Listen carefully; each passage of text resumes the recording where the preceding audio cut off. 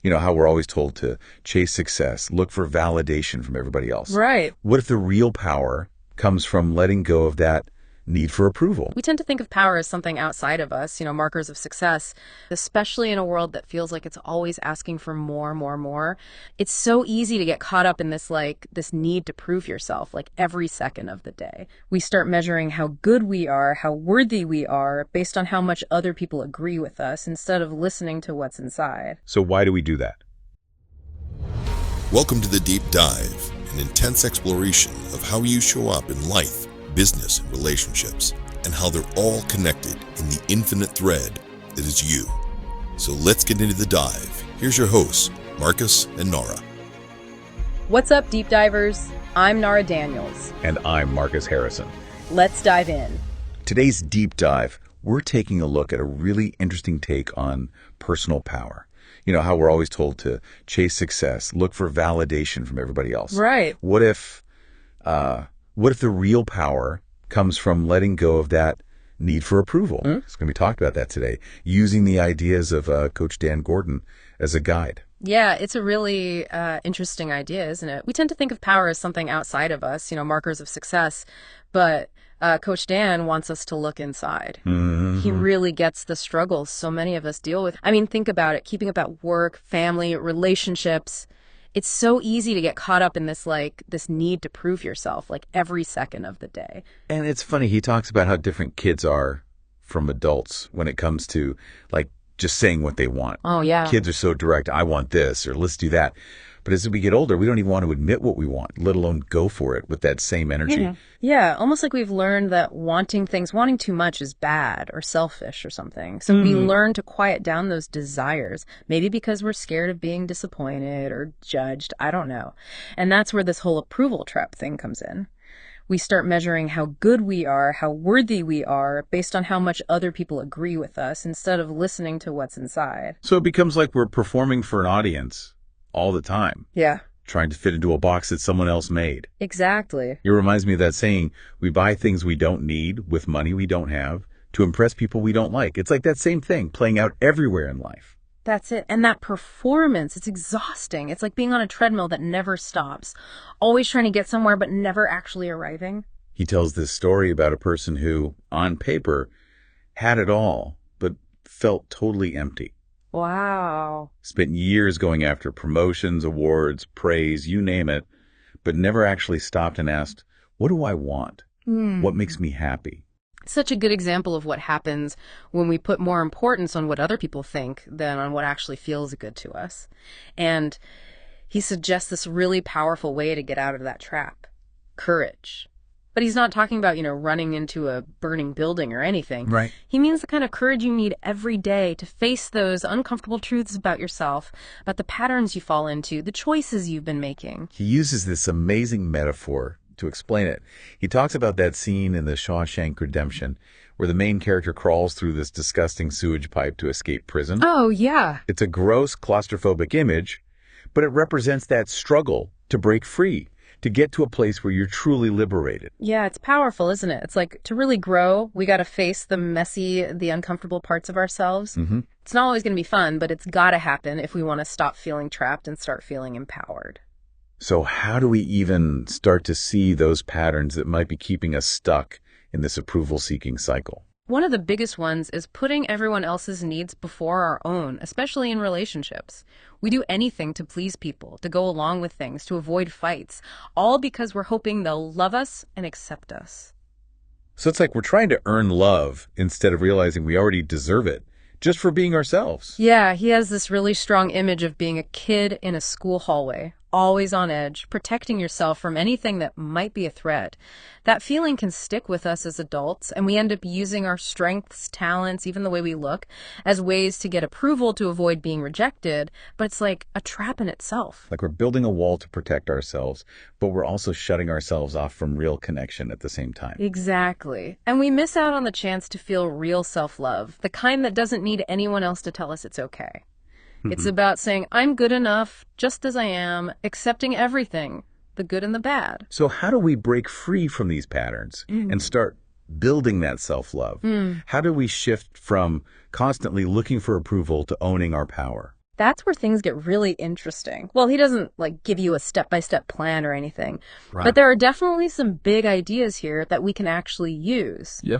First, I think it's really important to start noticing those times when you're looking for approval. Like, ask yourself, what am I scared of here? What's making me need this so much? Mm-hmm. You know, is it that you don't want to be rejected, or you're afraid of failing or not being good enough? Just like seeing those fears, bringing them out into the open, that's a big step. It's a really good point. It's like shining a light on those things that are secretly pushing us around. Exactly. And once we can see them clearly, then we can start to question them. Right.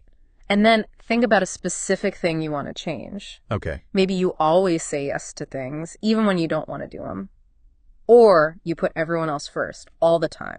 Mm-hmm. So what's one tiny thing you could do today to start doing things differently? It doesn't have to be some big dramatic shift. Yeah, it could be as simple as saying no to just one thing. Or taking like 15 minutes for yourself to do something you actually enjoy. Those little changes can add up to a lot over time. For sure. And last but not least, be nice to yourself. This whole letting go of needing approval thing, it's a journey. Mm-hmm. You're gonna mess up sometimes. You're gonna fall back into old habits. It happens to everyone. Don't beat yourself up about it. Just learn from it and keep going. It's like we're teaching our brains to think in a whole new way. And that takes time. Totally. So much of what we've been talking about goes against what we usually think about success and power, you know? Yeah. It's almost like we're being asked to let go of control in order to actually be powerful. It is kind of a paradox, isn't it? We're so used to thinking that power comes from outside of us, from getting ahead, achieving more, having more stuff. Mm-hmm. What if it's actually way simpler than that? More like basic. Yeah. Like, what if it's about really knowing yourself, being okay with your weaknesses, and having the guts to live a life that feels right to you no matter what anyone else thinks? That kind of boldness, it can really change everything. Absolutely. Not just in our personal lives, but in our work too, right? Oh, definitely. I mean, think about it. At work, we're usually rewarded for fitting in, for not making waves. Right. But what if we did things differently? What if we brought all of ourselves to work? Our creativity, our passions, everything that makes us unique. That would be an amazing workplace for sure. Right. And wouldn't it be great to feel like who you are at work and who you are outside of work are the same person? Totally. Like, no more pretending. Yeah, imagine all the energy and passion we'd have if we weren't always trying to fit into some mold or please the people around us. It reminds me of that quote by Marianne Williamson. Our deepest fear is not that we are inadequate. Our deepest fear is that we are powerful beyond measure. Wow, that's powerful. It is, right? It's like the biggest thing holding us back from being truly happy and fulfilled is often ourselves, our own fear of being powerful. And that brings us right back to courage. It takes a lot of courage to go against what everyone else is doing, to be yourself, to go after your dreams, even when it's scary. So as we wrap up this deep dive, I want to ask you, our listener, a question. Okay. What would your life look like if you lived every day based on your own values, what you believe in deep down, instead of always chasing approval? What choices would you make? What dreams would you go after? Makes you think, doesn't it? About a whole different way of being in the world. Yeah. Like shifting from always feeling like there's not enough or being afraid to a place where anything is possible. Right. Real power. It's not about controlling other people or making things happen a certain way. It's about realizing that you have the power to make choices and having the guts to build a life that matches what you believe in deep down. And that can be really hard in a world that's always telling you to fit in and get everyone to like you. It means questioning things everyone takes for granted and getting out of your comfort zone. Yeah. So much of what we've talked about today comes down to letting go.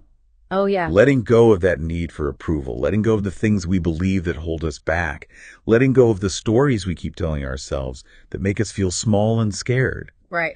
It's about making room for something new, something that's more real, more you. It's about being okay with not knowing what's going to happen, even if it feels kind of scary. It's about trusting that you've got what it takes inside of you to deal with whatever comes your way, especially when you're trying to live a life that's braver and more fulfilling. And we don't have to do it alone. Right? Oh, absolutely not. We can talk to friends, family, Yeah. people we look up to, even therapists who can help us figure things out, It's a journey. It's not like you just arrive one day and you're done. right? There are going to be good times and bad times, times when you're sure of yourself and times when you're not. But the more we practice this stuff, loving ourselves, accepting ourselves, being brave, the more natural it becomes to live a life that feels right, that feels powerful. And remember, even small changes can make a big difference. Totally. Start by picking one part of your life where you feel like you're always looking for approval. What would it look like to let go of that need and just do what feels right to you, even if it means some people might not like it? Maybe it's speaking up at work, setting a boundary with someone you're close to, or finally going after that creative thing you've always wanted to do but were too scared to try. And while you're doing all this, be kind to yourself, okay? Yeah. Remember that being nice to yourself is really important on this journey. Celebrate the good stuff, learn from the mistakes, and keep going. You deserve to be happy. You deserve to feel good about yourself. Just as you are. We hope this deep dive gave you some things to think about, maybe even inspired you to be a little bolder, a little more you. That's it for now, Deep Divers. I'm Marcus Harrison. And I'm Nara Daniels. Thanks for joining us as we explored letting go of approval and embracing your power. We'll see you next time for another Deep Dive. We hope you enjoyed the deep dive. Subscribe to the podcast for more deep dives as Nara and Marcus traverse the infinite exploration into the mind and soul of you. We'll see you next time on The Dive.